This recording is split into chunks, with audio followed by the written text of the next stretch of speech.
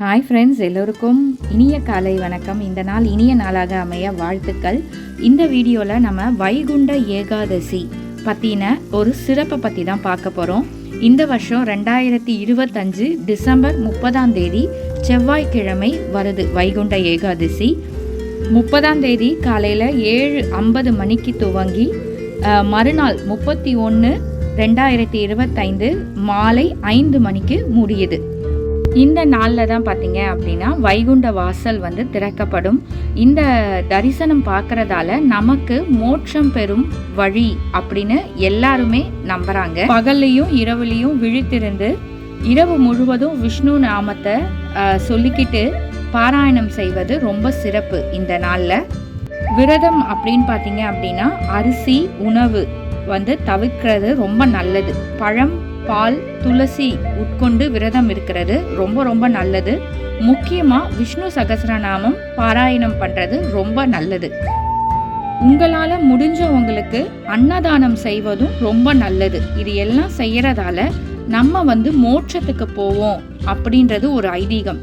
அதனால தான் வைகுண்ட ஏகாதசி அன்னைக்கு கண் விழித்து விஷ்ணு சகஸ்ரநாமம் பாராயணம் பண்ணி பெருமாளை நினச்சிக்கிட்டு அன்னதானம் செய்யும்போது நமக்கு நம்ம செய்த பாவங்கள் எல்லாம் போய் மோட்சத்தை அடைவோம் அப்படின்றது ஐதீகம்.